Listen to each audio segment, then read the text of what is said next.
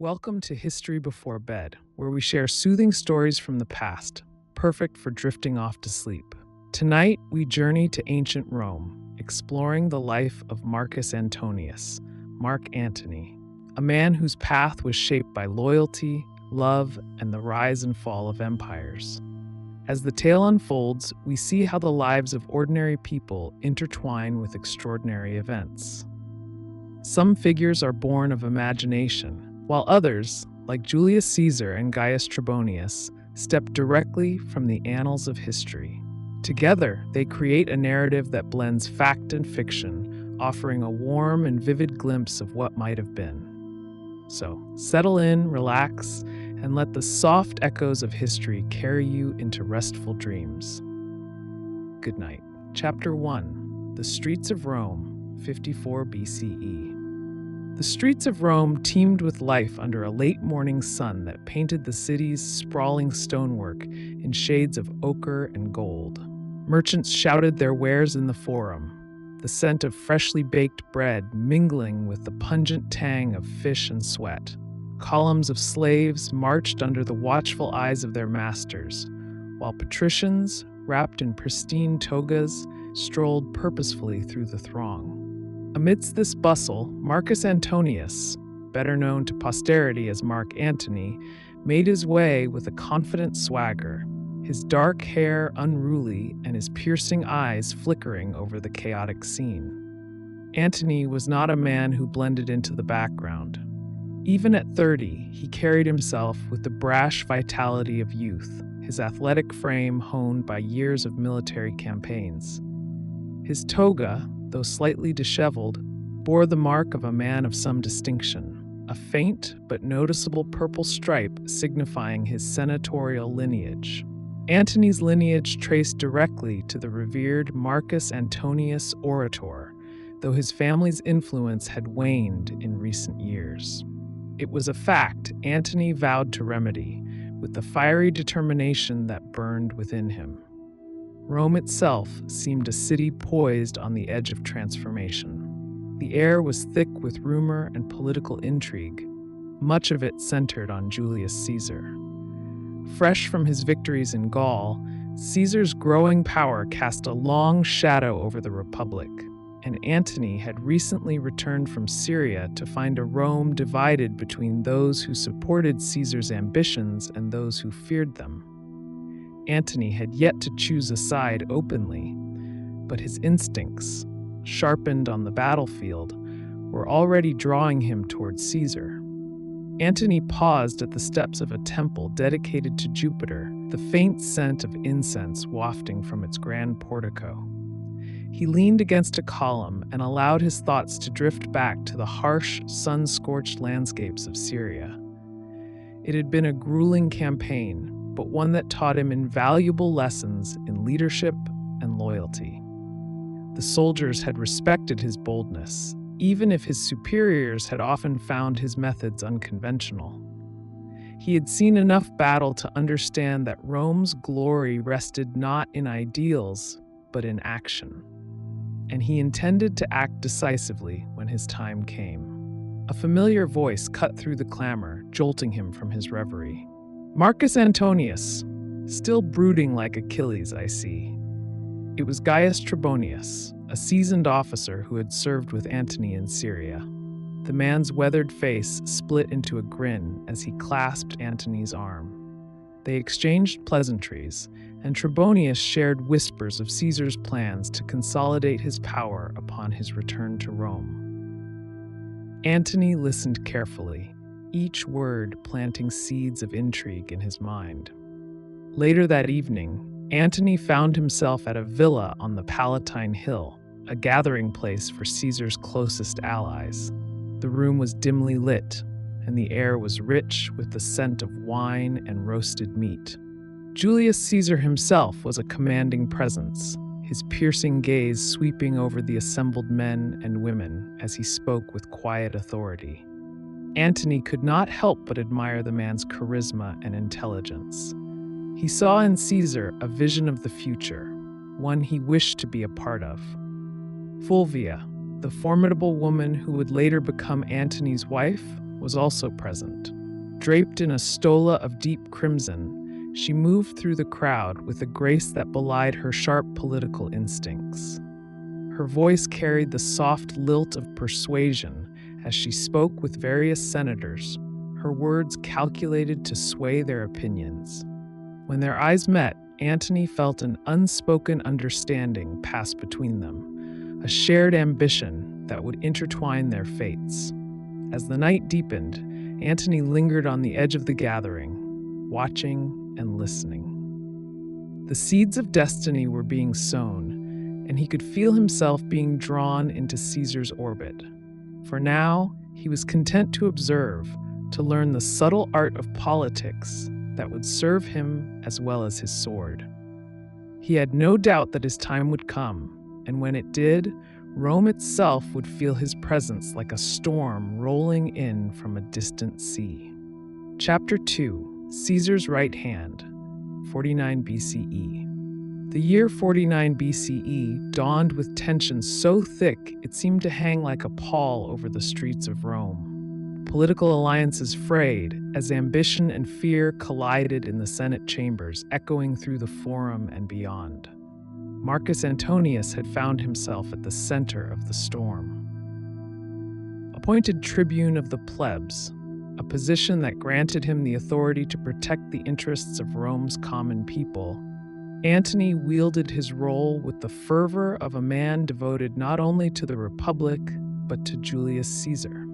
His fiery speeches in defense of Caesar resonated with some and enraged others, casting him as both a hero and a villain in the eyes of Rome. Antony had grown adept at navigating the labyrinthine politics of the city. The Forum, with its towering columns and statues of past conquerors, was now his battlefield. His voice, commanding and sharp, rang out as he decried the Senate's betrayal of Caesar. Rome was a tinderbox, and Antony's impassioned words struck sparks against dry kindling. His presence, towering, broad-shouldered, and clad in the distinctive toga of his office, was impossible to ignore. Yet the same vigor that won him admiration also made him a target. The Senate's declaration of Caesar as a traitor was the turning point. Antony, unyielding in his defense of his mentor, faced violent opposition. A tense session devolved into chaos as senators, emboldened by their fear of Caesar's growing power, moved against Antony. Stones and fists flew, forcing him to retreat under the protection of his loyal aides. Rome, Antony realized, was no longer safe for him. Under cover of night, Antony slipped out of the city. The streets were eerily quiet, the shadows deep and unwelcoming. He made his way to a secluded dock on the Tiber, where a small vessel waited. With the help of trusted allies, he sailed northward, leaving the sprawling chaos of Rome behind. Each league that separated him from the city seemed to ease the weight on his shoulders, even as he steeled himself for the battles to come. When Antony finally reached Caesar's camp in Gaul, he was greeted as a brother in arms. The camp was a hive of activity, soldiers sharpening their blades and repairing their armor under the gray skies of the frontier. The air carried the scent of damp earth and wood smoke. Caesar himself stood at the center of it all, a figure of unshakable confidence. His sharp eyes scanned Antony as he approached, and a faint smile played across his lips. "Marcus," Caesar said, his voice low but commanding, "I trust Rome has not dulled your edge?" Antony clasped his mentor's forearm in a soldier's greeting, a fierce grin spreading across his face.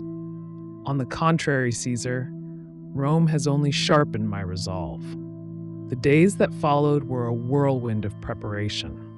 Antony, ever the soldier, immersed himself in the strategy of war. He spent long hours in Caesar's tent, poring over maps and discussing the logistics of their next moves. Caesar's decision to cross the Rubicon, the river that marked the boundary of Italy, loomed large in every conversation. The act would be one of rebellion, an open challenge to the Senate's authority, and Antony understood the enormity of what lay ahead. On the night before the crossing, the camp was quiet, save for the distant sounds of soldiers murmuring and the soft crackle of fires.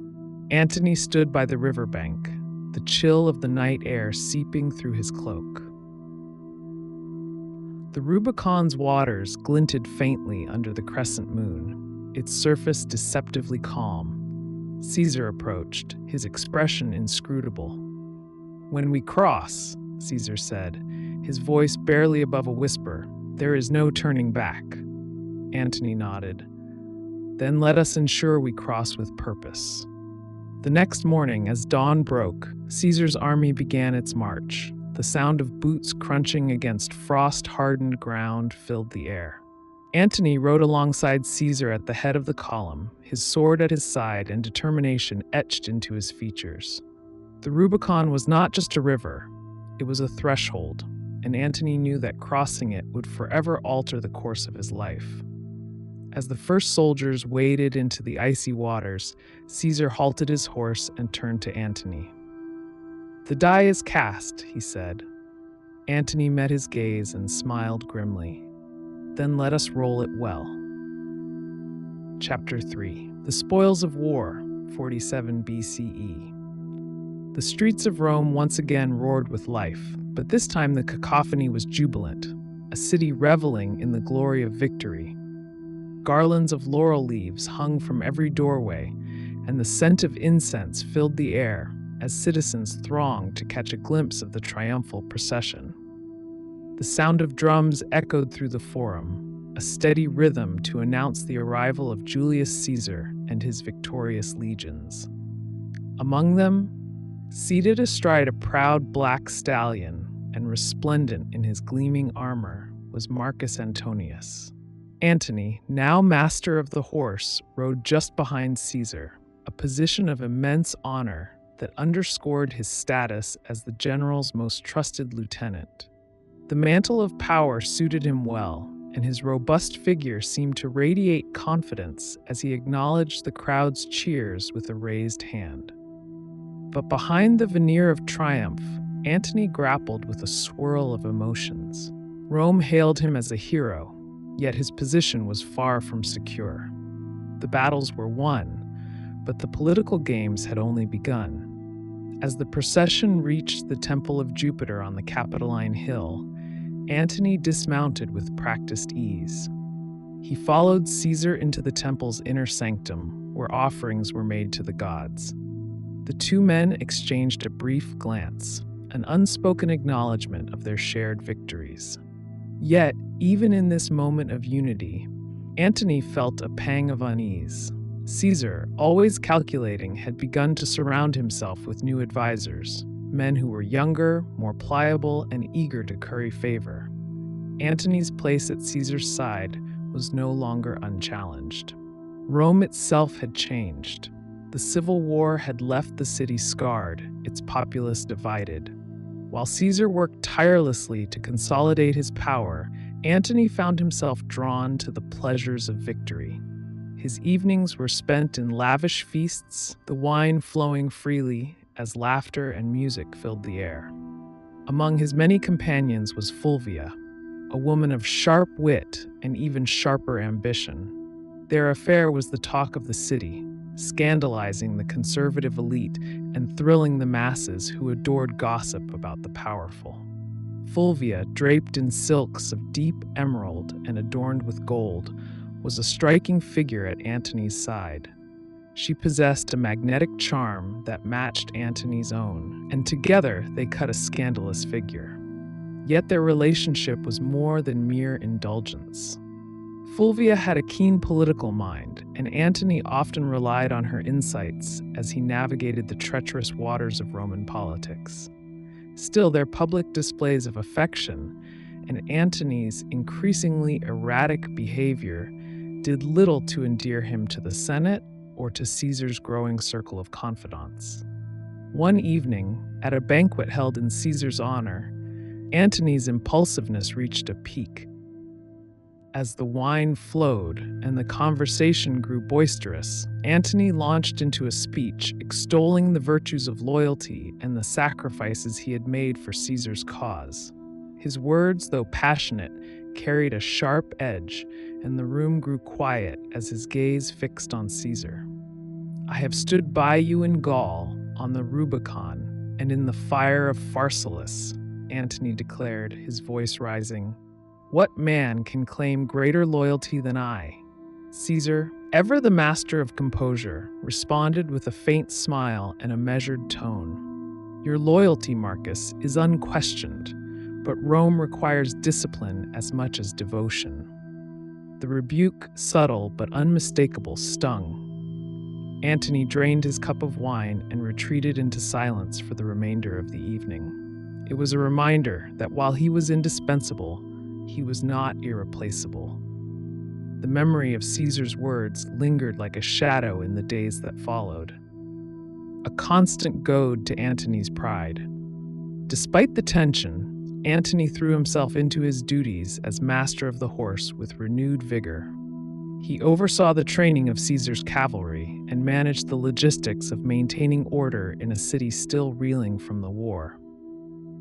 His work earned him the respect of Rome's soldiers, but the cracks in his relationship with Caesar continued to widen. As the year wore on, Antony came to understand the precariousness of his position. Caesar's growing preference for men like Gaius Octavian and Gaius Trebonius was evident, and Antony's once unshakable confidence began to waver. Yet, even as doubt gnawed at him, his loyalty to Caesar never faltered. Antony was bound to Caesar by more than ambition. He believed in the man's vision for Rome, even as he struggled to reconcile it with his own aspirations. Standing on the Palatine Hill one evening, Antony gazed out over the city, its countless lamps flickering like stars against the darkened sky. He thought of all he had achieved and all that remained uncertain. The spoils of war were his, but they came with a price. For Antony, the path forward was clear. He would continue to fight both for Caesar and for his own place in the annals of history. Chapter 4. The Ides of March, 44 BCE. The morning of the Ides of March began like any other. The streets of Rome, still waking from slumber, bustled with merchants setting up their stalls and slaves hurrying to their masters' commands. Marcus Antonius, as was his habit, rose early. The air was brisk, and the light of dawn crept over the city's rooftops as he prepared for the day. Though rumors of political unrest had reached his ears in recent weeks, Antony dismissed them as the grumblings of discontented senators. Julius Caesar, he believed, was untouchable. The man who had reshaped the Republic stood as a colossus over Rome. Who would dare challenge him? Antony was not in the Senate that fateful morning. Duties had kept him away, ensuring the readiness of troops for a proposed campaign in the east. It was only later, as he walked along the forum, that a breathless messenger intercepted him. The man's face was pale, his words stumbling over one another as he delivered the news. "Caesar? Caesar is dead!" Antony stopped in his tracks, the words striking him like a physical blow. For a moment, the world seemed to tilt. His first instinct was disbelief. How could the most powerful man in Rome, a man Antony had fought beside and trusted implicitly, have been struck down? But as details poured forth, the names of the conspirators, the scene of the attack at the theater of Pompey, disbelief turned to fury.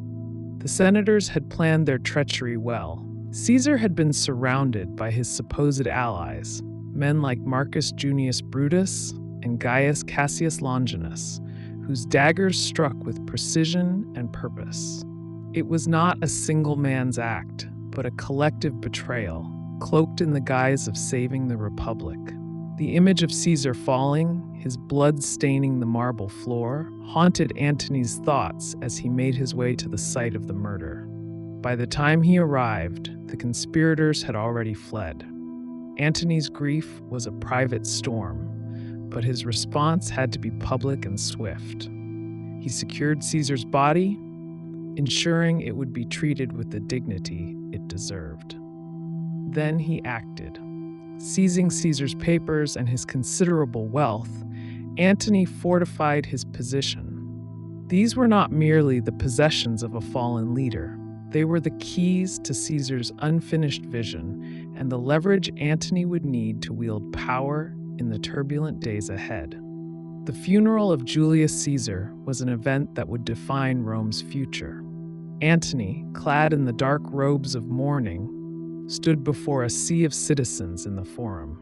The air was heavy with anticipation and grief. He held aloft Caesar's blood-stained toga, a silent testament to the violence that had been wrought. When he spoke, his voice carried the weight of both sorrow and fury. "Friends, Romans, countrymen, lend me your ears," Antony began, his words a measured cadence that drew the crowd to silence. He praised Caesar's achievements, his victories in war, and his reforms for the people. But it was when Antony revealed Caesar's will, generous bequests to the citizens of Rome, that the crowd's sorrow turned to rage. "Here was a Caesar," Antony cried, his voice rising with passion. "When comes such another?" The crowd moved to fury, surged through the streets, baying for vengeance. They descended upon the homes of the conspirators, forcing Brutus and Cassius to flee Rome. Antony had turned the tide with words alone, wielding oratory as effectively as a sword. Yet, even as the city rallied to him, Antony knew his position was far from secure. Amidst the chaos, another figure emerged to challenge Antony's dominance: Gaius Octavian, Caesar's adopted son and heir. Barely 20 years old, Octavian possessed a sharp intelligence and a calm demeanor that belied his youth. Antony regarded him with a mixture of curiosity and caution. The boy had Caesar's name and a claim to his legacy, but Antony doubted his ability to command respect or wield power effectively. Still, there was something unsettling about Octavian's quiet determination. In the days that followed, Antony worked to consolidate his power. He secured the loyalty of Caesar's veterans and leveraged his position as master of the horse to maintain control of the city. Yet, Octavian's presence loomed larger with each passing day. The young man, though unassuming at first glance, quickly began to build his own network of supporters, positioning himself as a rival claimant to Caesar's legacy. Antony's nights were restless. He paced the marble halls of his villa, the torchlight casting flickering shadows on the walls. The assassination of Caesar had torn the veil from Rome's fragile stability, and Antony saw the jagged edges of a fractured republic.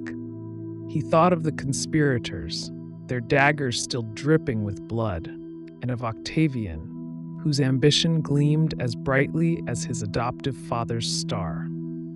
The die, Antony knew, had been cast once again. The Ides of March had set Rome on a path of vengeance and ambition, and Antony was determined to see it through. He would fight for Caesar's memory, for the republic that was slipping through their fingers, and above all, for his place in the unfolding drama of history. Chapter 5. Alliance of Convenience, 43 BCE. The year 43 BCE dawned with Rome teetering on the brink of chaos. The assassination of Julius Caesar had torn apart the fragile threads holding the republic together. Senators fled, armies marched, and the city itself trembled under the weight of uncertainty. Amid the turbulence, Marcus Antonius faced a cold reality. Survival would demand not only strength, but compromise. It was in this precarious moment that the Second Triumvirate was forged, a grim alliance between Antony Octavian and Marcus Aemilius Lepidus, each man bringing his own ambitions to the table. The meeting took place in a secluded plain near Mutina, away from the watchful eyes of Rome's citizens. Antony arrived flanked by loyal veterans, his presence as commanding as ever. His scarlet cloak, worn deliberately, caught the rising sun as he dismounted his horse and surveyed the makeshift camp. Across the field stood Octavian, his youthful face impassive, though his calculating gaze betrayed the ambition that burned within him. Lepidus, older and less magnetic than his counterparts, appeared the peacemaker, his polished armor gleaming as he extended a hand to both men. The negotiations were tense, punctuated by bursts of sharp words and long silences.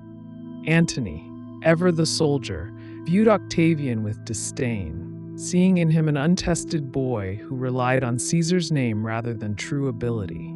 Octavian, for his part, held Antony in equal contempt, dismissing him as a reckless opportunist. Yet both men understood the necessity of their alliance. The Senate remained defiant, and the assassins of Caesar, Brutus and Cassius, had gathered armies in the east. Alone, none of the three could hope to hold Rome. Together, they could crush their enemies.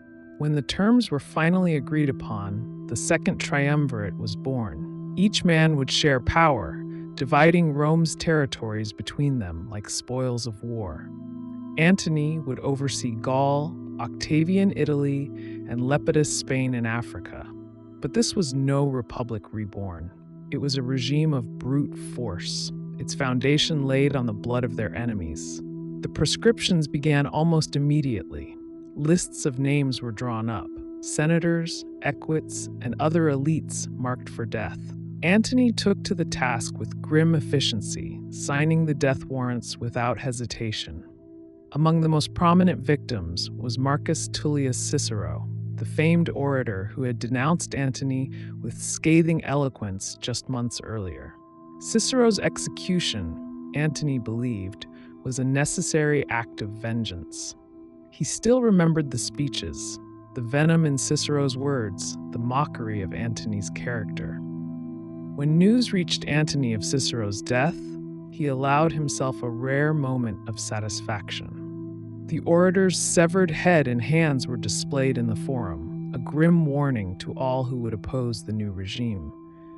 Yet even as Antony reveled in the consolidation of power, cracks within the triumvirate began to form. Octavian's ambition was sharper than Antony had anticipated. The boy had a knack for outmaneuvering even the most seasoned politicians, using charm and guile to cultivate loyalty among Rome's soldiers and citizens. Antony, accustomed to battlefield victories, found himself ill-suited to the subtleties of political intrigue. Lepidus, meanwhile, seemed content to remain in the shadows, his influence waning with each passing day. The triumvirate's most fraught moment came during a meeting in Rome. Antony, dressed in his general's garb, confronted Octavian over a military command he felt was rightfully his. The room, thick with the scent of oil lamps and the muted hum of voices outside, grew silent as their argument escalated. "You forget yourself, boy," Antony growled, his voice low but menacing. "It is I who stood beside Caesar when he took Gaul, when he crossed the Rubicon. What victories can you claim, save those inherited from a dead man?" Octavian's face betrayed no emotion. He replied evenly, "And yet it is I whom Caesar named his son. Perhaps he saw in me what he could not see in you." The tension was palpable, but neither man made a move. Lepidus, stepping between them with nervous haste, urged calm. The room eventually fell quiet, but Antony left with his pride bruised and his distrust of Octavian deepened. Outside the political halls, the triumvirate waged war on their external enemies. Antony and Octavian led campaigns against Brutus and Cassius, the assassins whose armies still posed a threat. Antony's military prowess shone during these battles, particularly at Philippi, where he led the charge that broke the forces of Cassius. Yet even in victory, Antony felt the weight of Octavian's shadow. The boy had grown into a man, one whose ambition rivaled his own. As the year drew to a close, Antony found himself walking the streets of Rome under the cover of night. The city, though quieter than before, still bore the scars of conflict. Antony paused before the rostra, the platform from which Cicero's speeches had once echoed. The memory of the man's severed head displayed there was a stark reminder of the cost of power. The second triumvirate had given Antony a taste of the absolute authority he craved, but it had also bound him to two men who could not be trusted. As he gazed at the stars above, Antony understood the precariousness of his position. The alliance was a convenience, nothing more. Sooner or later, it would fracture, and when it did, Antony vowed to emerge the victor. Chapter 6, Cleopatra's Spell, 41 BCE. The voyage to Alexandria was long, but Marcus Antonius had grown accustomed to the slow rhythm of ships cutting through the Mediterranean. As the lush delta of the Nile came into view, he felt a mixture of anticipation and caution. Egypt, with its boundless wealth and ancient mystique, had always loomed large in the Roman imagination.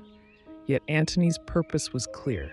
He needed Cleopatra, the enigmatic queen of Egypt, to provide the resources and military support necessary to solidify his position against Octavian.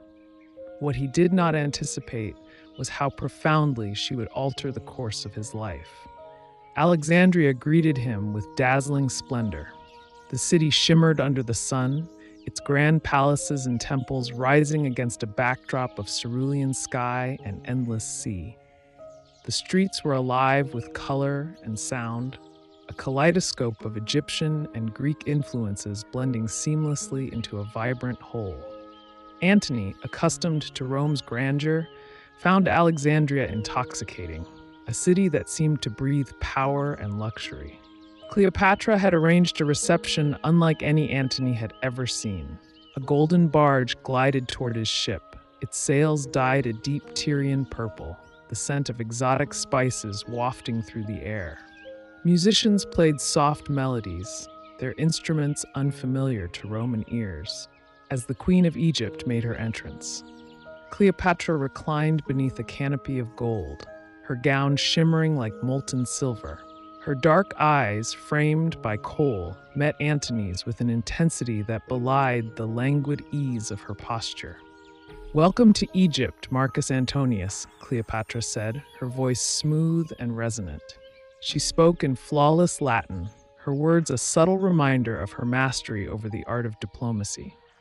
Antony stepped forward, his imposing frame casting a long shadow across the barge's polished deck. "Queen Cleopatra," he replied, inclining his head, "I see Egypt has spared no effort to make me feel overwhelmed." Her smile was faint, but knowing. "For a man of your reputation, General, nothing less would suffice." The days that followed were a whirlwind of feasts and negotiations, each more opulent than the last. Cleopatra, ever the strategist, wove politics seamlessly into her conversations, making it clear that Egypt's support would not come without conditions. Antony, for his part, found himself increasingly drawn to her. She was unlike any woman he had encountered, brilliant, charismatic, and utterly unyielding. Her mind was as sharp as her beauty, and Antony, though wary of her influence, could not resist her charm. In the grand halls of her palace, surrounded by alabaster columns and walls adorned with intricate frescoes, Cleopatra laid out her terms. Egypt's vast treasury and military resources would be at Antony's disposal, but their alliance would be a partnership, not a subservience. She spoke of a shared destiny, one in which Rome and Egypt could rule the known world together, their fates intertwined. Antony, always the pragmatist, recognized the strength of her proposition. Yet as the days turned to weeks, he found his pragmatism giving way to something deeper. Cleopatra captivated him, not only with her vision, but with her presence. Their evenings together became less about strategy and more about indulgence. wine, laughter, and whispered conversations that stretched long into the night. Antony, who had always considered himself a man of action, felt disarmed by Cleopatra's intellect and allure. Word of Antony's entanglement with Cleopatra began to filter back to Rome, where it sparked outrage and scandal. His critics painted him as a man bewitched, a Roman general seduced by the decadence of the East. Octavian, ever the opportunist, seized upon the rumors to undermine Antony's standing. Letters circulated in the Senate describing Antony as a man lost to luxury, abandoning his Roman virtues for the embrace of a foreign queen. Antony, aware of the growing hostility, knew the risk he was taking. He had seen how alliances could crumble under the weight of public perception, and yet he could not bring himself to sever ties with Cleopatra. She had become more than an ally. She was his equal, a partner in ambition and a source of undeniable comfort. One evening, as they dined beneath a canopy of stars on the palace terrace, Antony voiced his concerns. The wine in his cup mirrored the deep red of the setting sun as he turned to Cleopatra, his expression uncharacteristically somber. "Rome will not forgive this," he said. "They see you as a threat, Cleopatra, and they see me as a fool." Cleopatra set down her goblet, her eyes narrowing slightly. "And what do you see, Marcus?"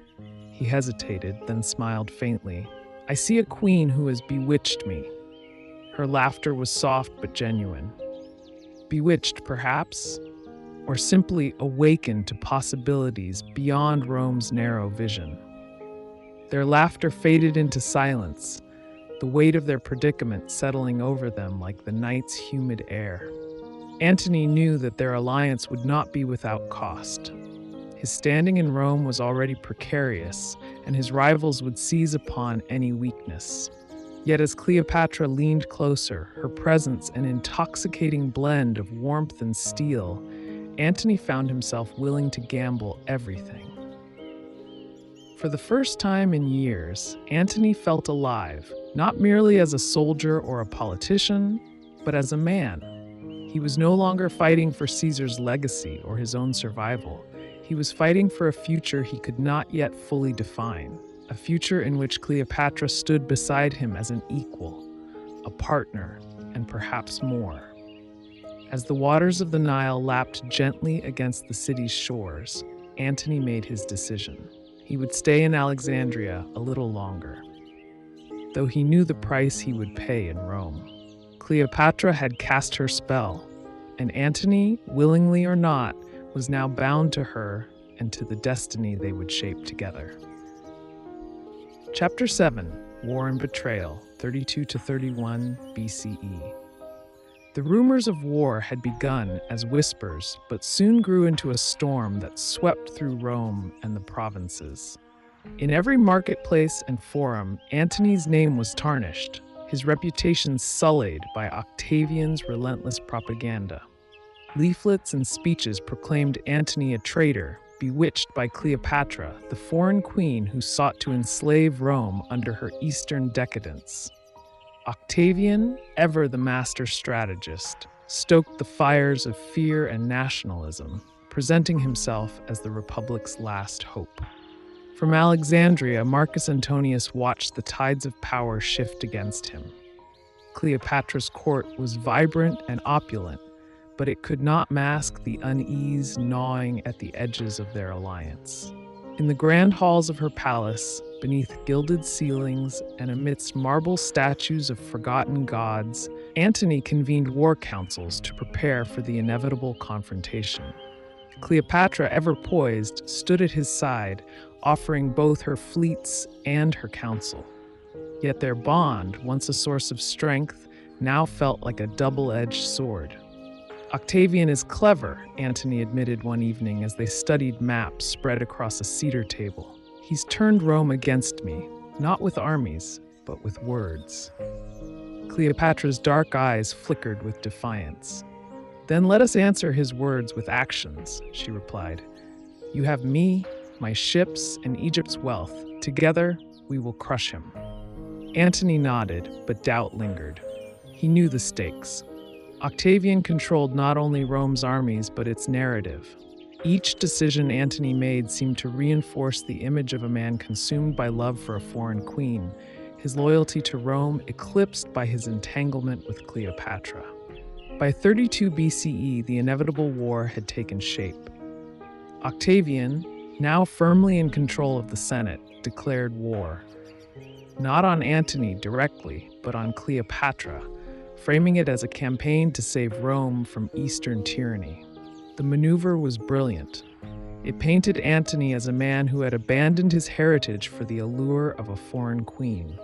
As legions marched and fleets gathered, Antony and Cleopatra moved their forces to Actium, a promontory on the western coast of Greece.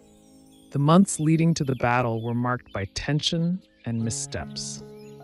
Antony's forces were formidable, but his leadership faltered under the strain. Disputes among his commanders sowed discord, and supply lines stretched thin as the enemy tightened its grip.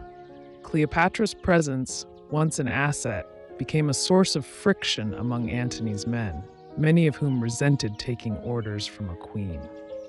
The morning of September 2nd, 31 BCE, dawned ominously. Antony's fleet, vast and gleaming in the early light, faced Octavian's disciplined armada across the calm waters. Cleopatra's ships, distinct with their Egyptian designs, formed a crucial part of the formation. The mood was tense as Antony prepared for battle, his armor freshly polished, but his mind clouded with uncertainty. Cleopatra had insisted on commanding her own fleet, a decision Antony had reluctantly accepted. The battle began with thunderous fury, the clash of oars and the roar of ballistae echoing across the bay. Antony's ships pressed forward, their larger size and heavier armor initially giving them the advantage. Yet Octavian's forces, led by the brilliant Marcus Agrippa, maneuvered with precision, exploiting gaps and harrying Antony's flanks. As the battle raged, disaster struck. Without warning, Cleopatra's fleet began to retreat, her gilded ships turning away from the fight and sailing toward the open sea. The reasons for her withdrawal remain uncertain, whether a tactical decision, a moment of panic, or a calculated betrayal, but its impact was catastrophic. Antony, upon seeing Cleopatra's retreat, was overcome with despair.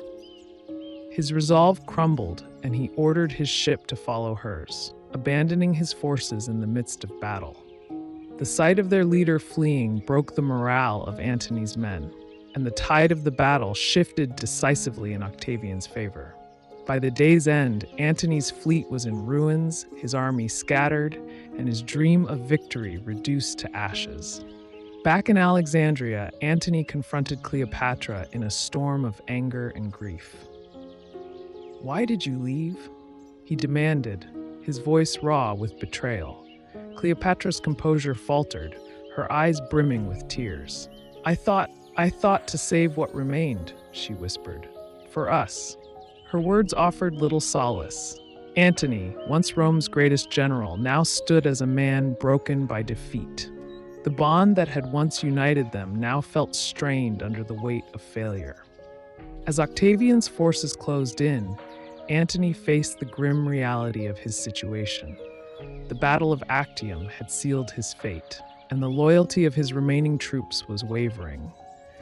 Yet even in his darkest moments, Antony's thoughts returned to Cleopatra. She was more than a queen to him. She was the embodiment of his hopes, his passions, and his greatest gamble. Together, they resolved to make their final stand in Alexandria, the city that had once been their sanctuary. Antony, though weary and disillusioned, vowed to fight to the last, his love for Cleopatra and his defiance of Octavian driving him forward. The shadow of Actium loomed large, but Antony's spirit, though battered, refused to yield entirely. He was a man who had lived for glory, loved without restraint, and gambled everything on a vision of power that now slipped through his fingers. As the sun set over Alexandria, casting the city in hues of gold and crimson, Antony prepared for the inevitable.